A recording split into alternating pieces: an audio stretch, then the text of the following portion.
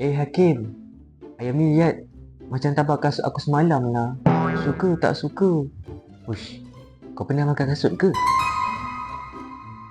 Serius lah, kedai ni overhype lah.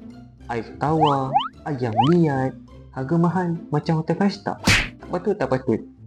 Kau ni nak review makanan ataupun nak cik gaduh? Weh, cakap tu jaga sikit.